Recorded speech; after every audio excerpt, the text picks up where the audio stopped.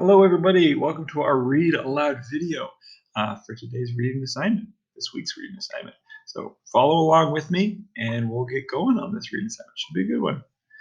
The balance of a system.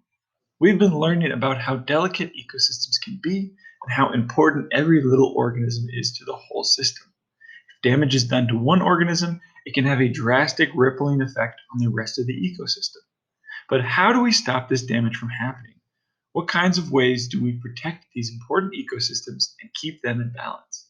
These are the questions we will be investigating throughout this reading. Protecting our organisms. The Endangered Species Act is the strongest law for protecting biodiversity passed by any nation. Its purpose is to prevent the extinction of our most at-risk plants and animals, increase their numbers, and affect their full recovery, and eventually their removal from the endangered list. The rebound of a species is a gradual process that requires a long-term commitment dependent on many factors such as habitat, food availability, reproduction rate, and climate.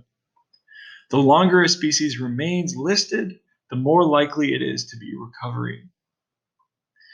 Currently, the Act protects more than 1,600 plant and animal species in the United States and its territories, many of which are successfully recovering. Over the past 4+ decades, the Endangered Species Act has repeatedly demonstrated that, when used to the full extent of the law, it works. The Act has been more than 99% successful at preventing extinction. Were it not for the Act, scientists have estimated at least 227 species would likely have gone extinct since the law's passing in 1973. Imagine the rippling effects this would have had that impacted thousands of species across the country. Having a place to live. Habitat is key. All living things need specific conditions to survive. One thing that the Endangered Species Act does is protect the habitat of these organisms as well as the organisms themselves. We can't simply promise not to harm the animals. We need to also make sure their environment is healthy and allow them to survive. When we hear the term habitat loss, I believe many of us think about the rainforest. It's a hot button issue in the news and has been for a long time now.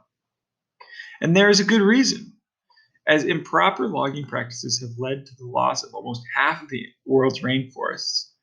However, what we often don't hear about is news and habitat loss that is happening all over the United States every day. Every house, road, shopping mall removes habitat used by that is often critical to wildlife. Some causes of habitat loss, such as pollution and destruction to create space for infrastructure, are clearly harmful. They often destroy resources and damage habitats. These are resources that feed into ecosystems and must be protected. This is a big reason why other environmental protection laws have been put in place, like the Clean Water Act and the Clean Air Act. These policies are designed to help keep water and air from being polluted. Air and water are essential resources in an ecosystem. Without them, it is difficult for organisms to survive. These policies they're not only to help with the health and safety of humans, but it helps keep habitats and ecosystems safe as well. Here's the big picture. In the short term, it might seem insignificant to save the turtles, but we understand that in the big picture, turtles have a large and drastic impact on the rest of its ecosystem.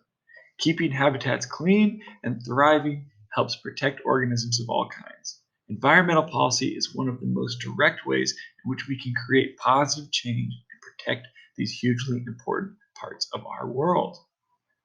Don't forget about the questions at the bottom here. Make sure you're using your own words and complete sentences. Hope you enjoyed that read aloud. Hope it helps. Alrighty.